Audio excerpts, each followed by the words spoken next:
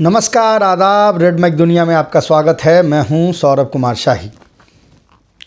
किसी की मौत होती है तो फिर ऑटोप्सी किया जाता है। ऑटोप्सी से पता चलता है कि मौत क्यों हुई है और दूसरों को सीख मिलती है कि जिस कारण से मौत हुई हो वो ना रिपीट की जाए। लेकिन ऐसा समझें कि अगर कोई ऑटोप्सी की जाए और कहा जाए कि हमने ऑटोप्सी कंप्लीट कर ली है और वहाँ पे बॉडी हो ही ना, तो ये किस किस्म की ऑटोप्सी होगी? यही डेमोक्रेट पार्टी की कहानी बनती जा रही है। डेमोक्रेट पार्टी पिछले साल और रादर इस साल कह लें, हालांकि चुनाव पिछले साल हुए थे, बहुत ही बुरी तरह से चुनाव हारी। Historically one of the biggest defeats था। ना तो सिर्फ इलेक्टोरल वोट में, जबकि पॉपुलर वोट में भी डोनाल्ड ट्रंप ने बिल्कुल जिसको कहते हैं चकनाचूर कर दिया कमला हैरिस को। इतनी बड़ी हार के बाद, जिसमें आप सातों के सात स्विंग स्टेट हार जाते हैं, आप सीनेट हार जाते हैं, आप हाउस ऑफ रिप्रेजेंटेटिव हार जाते हैं, तो लोग उम्मीद करते हैं कि उसके बाद, इस हार के बाद कुछ ऑटोप्सी होगी, कुछ जांच निकलेगी, कुछ निकल के आएगा कि हाँ भाई क्या क्या गलतियाँ हुई, उस पर सुधार की क्या क्या गुंजाइश बनती है, वो गुंजाइश की जाए। लेकिन डेमोक्रेट पार्टी है जो अपने हार से सीखने का नाम नहीं ले रही है। ऑटोप्सी तो करवा रही है लेकिन बॉडी गायब है। एक अंदरूनी सर्वे करवाया, हालांकि एक नहीं, एक से ज़्यादा अंदरूनी सर्वे जो है और जांच जो है वो डेमोक्रेट पार्टी ने करवाई थी। वो जांच जो मीठा मीठा बोलते थे, जो करवा सच नहीं बोलते हैं, उसको एक्सेप्ट कर रही है। लेकिन जो ढंग की जांच की गई है, जिसमें कि बिल्कुल सारे पहलुओं को एक से तरीके से तौला गया है, उस जांच को किनारे से लगा दिया गया, साइड कर दिया गया। एक कंसल्टेंसी है जिसका नाम है वेलकम। ये जो बिलियनर्स डेमोक्रेट पार्टी को वोट करते हैं, उनके इंटरेस्ट से जुड़ा हुआ एक कंसल्टेंसी है। इस कंसल्टेंसी ने एक सर्वे किया उनके लिए, एक जांच की और हार के कारण बताए। लेकिन चूंकि उसी बिलियनर इंटरेस्ट को ये कंसल्टेंसी रिप्रेजेंट कर रही है, जिन इंटरेस्ट को साधते हुए डेमोक्रेट पार्टी इतनी बड़ी चुनाव हारी है, तो उन्होंने उसको एक्यूज़ नहीं किया। इसी का हवाला देते हुए एक दूसरे जांच ने, जो कि बिल्कुल अंदर तक गई है और जिसने सारे पहलुओं को जांचा है, जिसको रूट्स एक्शन कहते हैं, उन्होंने कहा कि वेलकम की जांच ऐसी है जैसे ऑटोप्सी हो और बॉडी ही ना हो। दूसरी जांच रूट्स एक्शन ने की। इन्होंने पहले भी, पिछली बार जब डोनाल्ड ट्रंप जीते थे, उस चुनाव के बाद भी इन्होंने एक जांच की थी और अपनी एक रिपोर्ट प्रेजेंट की थी डेमोक्रेट पार्टी को। जब इस बार की जांच वो प्रेजेंट कर रहे थे तो उन्होंने कहा कि ऐसा लगा जैसे इन्होंने कुछ सीखा ही ना हो, क्योंकि वो सारी चीज़ें जो हमने पिछले चुनावी हार के वक्त में इनको बताई थी, उन सारी चीज़ों को बेशक इन्होंने रिपीट किया है। और ये जांच जो है ये बाहर आ गई है। यानी इसको करने वाले ने जब देखा कि डेमोक्रेट पार्टी अपने से इस पर कुछ एक्शन नहीं ले रही है, तो उन्होंने खुद के रिपोर्ट जो हैं दूसरों को दिए हैं, जर्नलिस्ट को दिए हैं, लीक किए हैं, और आज हम वीडियो उस पर कर रहे हैं। जांच में कई चीज़ें निकल के आई हैं, लेकिन जो मूलभूत दो चीज़ें निकल के आई है वो ये है कि डेमोक्रेट पार्टी अपने कोर वोटर्स के इंटरेस्ट को भुला के अमीरों के, ओलिगार्क्स के, धन्ना सेठों के इंटरेस्ट के तरफ हो गई। और गज़ा पे जिस तरीके से इन्होंने इज़राइल के जेनोसाइड का सपोर्ट किया, या जिस तरीके से बाइडेन एडमिनिस्ट्रेशन और उसके बाद कमला हैरिस ने इसके विरोध में कुछ भी बोलने से मना किया, वो इनके हार का सबसे बड़ा कारण, यही दो कारण इन्होंने बताए।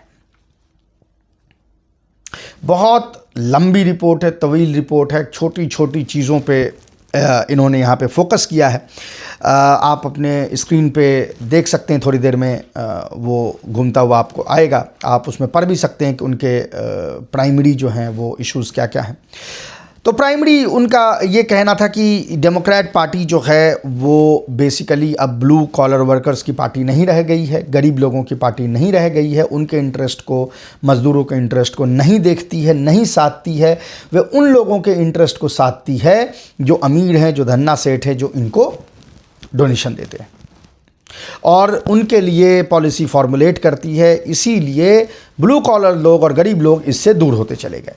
उन्होंने एग्जाम्पल दिया है कि ट्रंप ने इस बार ब्लू कॉलर वोटर्स में 54% वोट पाया है as opposed to democrat party जिसने 44% जिसको वोट मिली है।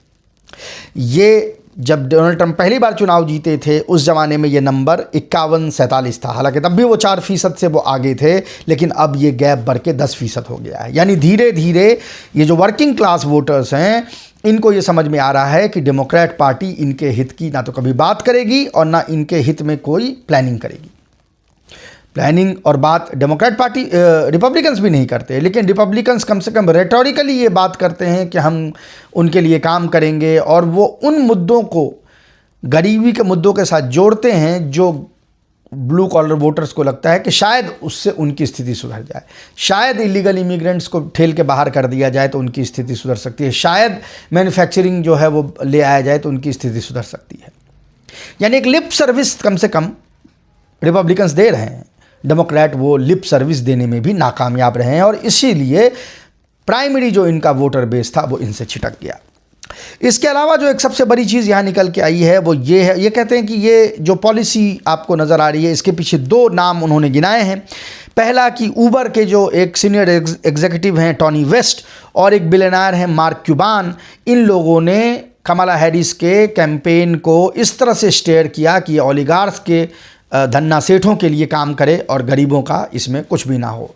ये इनके मेन एडवाइज़र थे। इन्होंने फिनेंशियल इश्यूज़ पे, इकोनॉमिक के इश्यूज़ पे इन्होंने सारे एडवाइजरी दी, और ये खुद जिस बिलियनर कैटेगरी से आ रहे हैं तो जाहिर है कि ये गरीबों की बात क्यों करेंगे, और वो बहुत बड़ा कारण बना डेमोक्रेट पार्टी के हार का। साथ ही ये कह रहे हैं कि इनके जो यंग वोटर्स, जो मेन डेमोक्रेट पार्टी के वोटर हैं, वो बहुत बड़ी तादाद में निकल के वो घर पे ही बैठे रह गए, वोट करने नहीं आए, क्योंकि वो 2 रीजन से, ऐसे 2 कारण थे जिससे वो डिसगस्टेड थे डेमोक्रेट पार्टी इन जनरल और कमला हैरिस इन पर्टिकुलर। पहला वो कि वर्किंग क्लास और जो यानी प्रोग्रेसिव एजेंडा है उसके अगेंस्ट में डेमोक्रेट पार्टी जा रही थी, और दूसरा इजराइल को वो सपोर्ट कर रही थी, गज़ा वार को, गज़ा के जेनोसाइड में वो फुल्ली सपोर्ट कर रही थी। इनफैक्ट ये डेटा को एनालाइज करते हैं, और डेटा को एनालाइज करके ये कहते हैं, और ये बहुत बड़ी बात है कि ये कहते हैं कि रजिस्टर्ड डेमोक्रेट से ज़्यादा परसेंटेज में इंडिपेंडेंट बाहर वोट करने के लिए आए। यानी वो डेमोक्रेट्स जो डेमोक्रेट पार्टी को जिता सकते थे वो इतनी कम संख्या में बाहर आए, वो सारे के सारे घर पे बैठे रहे और डेमोक्रेट पार्टी इसीलिए हार गई। शायद यही रीज़न था कि 4.5% वोट से हारा हुआ डोनाल्ड ट्रंप, जो बाइडन से 4.5% वोट से हारा था, उसने 1.5% एक्स्ट्रा वोट हासिल की कमला हैरिस के। यानी 6 से 6.5% वोट का उसने स्विंग जो है वो देखा। वो स्विंग्स रियल नंबर्स में तो था, लेकिन उसका प्राइमरी रीज़न ये था कि डेमोक्रेट पार्टी के कोर वोटर अपने घर से नहीं निकले, डिसगस्टेड थे, घृणा कर रहे थे अपनी पार्टी को 2 रीज़न से। एक तो उनका जो रोल था गज़ा वॉर में, जेनोसाइड में, उसके कारण, और दूसरा कि जिस तरह से उन्होंने अपने बेस के प्रोग्रेसिव एजेंडा को पीछे कर दिया, छोड़ दिया।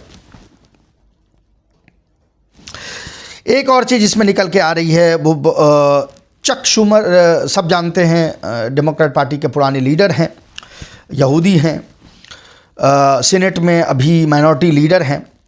उनका एक एजेंडा था, उन्होंने बहुत साल पहले एक बात कही थी कि we should trade 1 blue collar voter, यानी डेमोक्रेट पार्टी भी, मतलब democrat party should trade 1 blue collar voter for 2 moderate republicans in the suburbs.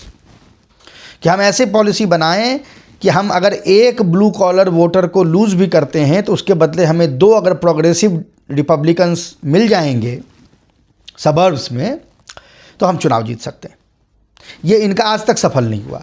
हर बार ये फेल होता है फॉर्मूला, लेकिन हर बार डायनासोर की तरह उनको उठाया जाता है और उनके पुराने दकियानूसी ये जो ख्यालात हैं वो पार्टी पे थोप दिए जाते हैं।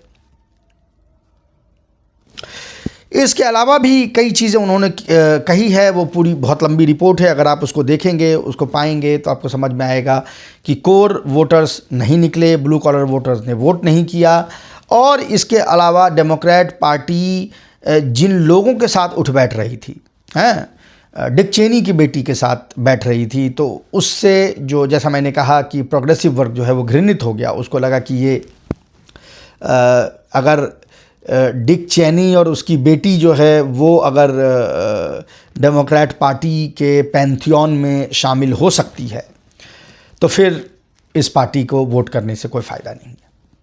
अब चुनाव फिर से आने वाले हैं, हम साल के बिल्कुल अंत में पहुंच गए हैं। 2026 में मिड टर्म पोल्स होंगे जिसमें कि कांग्रेस के बहुत सारे सीटों पे और सीनेट के बहुत सारे सीटों पे इलेक्शन होने वाला है, हाउस ऑफ रिप्रेजेंटेटिव के और सीनेट के सीटों पे इलेक्शन होने वाला है। डेमोक्रेट्स के पास ये बहुत बड़ा मौका है कि अगर इनमें से किसी भी एक जगह उन्होंने मेजॉरिटी पा ली तो डोनाल्ड ट्रंप के लिए अगले 2 साल जो हैं वो लेम डक हो जाएंगे, उसमें वो पॉलिसीज़ पास अपनी नहीं करवा पाएंगे। और अगर मुत्तहिदा होकर लड़ती है डेमोक्रेट पार्टी तो वो डोनाल्ड ट्रंप के जितने भी इस तरह के उन्होंने स्टेप्स उठाए हैं जो हानिकारक हैं उसको रोल बैक भी कर सकती है। यह बहुत ही ऐतिहासिक अपॉर्चुनिटी है, पर देखना यह है कि क्या इस ऐतिहासिक अपॉर्चुनिटी को डेमोक्रेट पार्टी उठा रही है। अभी फ़िलहाल पहले ये देखेंगे कि अभी क्या कर रही है और फिर इस पे बात करेंगे कि इस रिपोर्ट ने क्या रेकमेंड किया है करने को। अभी की हालत देख लेते हैं और ये शॉकिंग है, मतलब शॉकिंग से ज़्यादा मैं क्या कहूँ। 2 पोल्स हम आज ले रहे हैं। क्विनपेक की पोल है बहुत फेमस और गैलप की पोल है, दोनों एक ही पोल तो बहुत बड़ी, उसमें और चीज़ों की बात हो रही है। डोनाल्ड ट्रंप का जो अपना ग्राफ गिरता चला जा रहा है, यानी एक जगह वो 36% उनकी अप्रूवल रेटिंग है, एक जगह 33% उनकी अप्रूवल रेटिंग है, मतलब इतना बुरा हाल है। लेकिन उससे भी बुरा हाल किसका है? डेमोक्रेट पार्टी का। क्या आप सोच सकते हैं कि एक प्रेसिडेंट जो डिजास्ट्रस कैंपेन कर रहा है, जिसकी अपनी अप्रूवल रेटिंग 30s में है, उससे पीछे अपोजिशन की अप्रूवल रेटिंग है? इससे डिस्गस्टिंग क्या हो सकता है?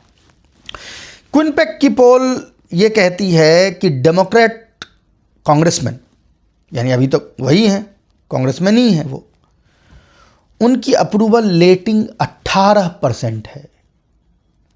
18%, 82% मतलब आदमी उनको डिसअप्रूव करते हैं उनके काम को, यानी उनके अपने पार्टी के ही लोग डिसअप्रूव कर रहे हैं। क्यों? क्योंकि वही लोग हैं जो उसी पुराने एजेंडा को चला रहे हैं जिस एजेंडा पे ये अभी इलेक्शन हार के आए हैं। वही ओल्ड एलिट्स हैं, उनको रिप्लेस करके यंगस्टर्स नहीं आए हैं। और चूंकि इनकी इजराइल को लेके, इनके ब्लू कॉलर वर्कर्स को लेके वही पुरानी पॉलिसी है, इसीलिए अपने वोटर भी इनमें डिसगस्ट दिखा रहे हैं। 82% अगेंस्ट में हैं। क्विनपेक कह रही है कि जब से इन्होंने ये पोल करना शुरू किया, और ये पोल ये 2004 ईस्वी से कर रहे हैं, यानी इसको पोल को करते हुए इनको 22 साल गुजर जाएंगे। इस 22 साल के हिस्ट्री में किसी भी पार्टी का, यानी डेमोक्रेट पार्टी हो चाहे वो रिपब्लिकन पार्टी हो, किसी भी पार्टी का कांग्रेसनल जो कॉकस है उसके लिए ये मिनिमम वोट है आज तक का 18%, यानी इससे नीचे वोट किसी को आज तक नहीं मिला है। ये स्थिति अभी डेमोक्रेट पार्टी की है। गैलप की अगर पोल देखें, गैलप की पोल जिसमें ट्रंप को 36% सिर्फ अप्रूवल रेटिंग है, one of the most disastrous number आप कह सकते हैं हिस्ट्री में। वहाँ पे ट्रंप से नीचे किसकी रेटिंग है पता है आपको? उसी चक शूमर की जिसकी अभी मैं बात कर रहा था, यानी सीनेट में डेमोक्रेटिक पार्टी के लीडर। ट्रंप की अप्रूवल रेटिंग है 36%, चक शूमर की अप्रूवल रेटिंग है 28%, 8% नीचे डोनाल्ड ट्रंप से, जो ऑलरेडी हिस्टोरिकल लो है। और सुनिए, इसी गैलप के पोल में यह कहा गया कि रिपब्लिकन कांग्रेसमैन की अप्रूवल रेटिंग 29% है, यानी डोनाल्ड ट्रंप से कम। लेकिन रिपब्लिकन कांग्रेसमैन की अप्रूवल रेटिंग से कम किसकी अप्रूवल रेटिंग है? डेमोक्रेट कांग्रेसमैन की। Democrat senator, Democrat house of representative की अप्रूवल रेटिंग है 24%, यानी इसमें भी सबसे फिसड्डी। क्या आपको लगता है कि ये 24% पोल करने वाला, एक सर्वे में 24% और एक सर्वे में 18% पोल करने वाला ये चुनाव जीत सकता है? अगर इसी ढर्रे पे हो, नहीं, बिल्कुल नहीं जीत सकता। एक चीज़ जो ये जेफरी एप्स्टीन फाइल में सबसे अच्छी हुई है कि उसने एक पूरे जनरेशन, जो क्लिंटोनियन एक पूरा का पूरा जनरेशन है, उस क्लिंटोनियन जनरेशन को डेमोक्रेट पार्टी के बिल्कुल ही नंगा बेरहना कर दिया है। सबके नाम आ रहे हैं, सबका उठना बैठना दिख रहा है कि किस तरह से डेमोक्रेटिक एलीट जो है इसमें संलिप्त है। इससे अच्छी बात ये होगी कि अब जो भी प्राइमरी इलेक्शंस होंगे, आपको पता है अमेरिका में मेन इलेक्शन से पहले प्राइमरीज होते हैं, उसमें अब जो भी प्राइमरीज होगा उसमें क्लिंटोनियन एलिट्स जो भी होंगे और जो भी AIPAC यानी यहूदी लॉबी से पैसा लेते हैं या इजराइल के हक की बात करते हैं, वो बड़ी तादाद में आपको यहाँ पे अब हारते हुए नज़र आएंगे, क्योंकि पोल दर पोल ये कह रहा है कि डेमोक्रेट पार्टी के वोटर्स कंप्लीटली टर्न हो गए हैं अगेंस्ट इजराइल के। ये नंबर कहीं 70%, कहीं 80% के कगार पे पहुंचा हुआ है। जैसे जैसे इसमें बूढ़े वोटर और मरते जाएंगे, ये नंबर और बढ़ता जाएगा।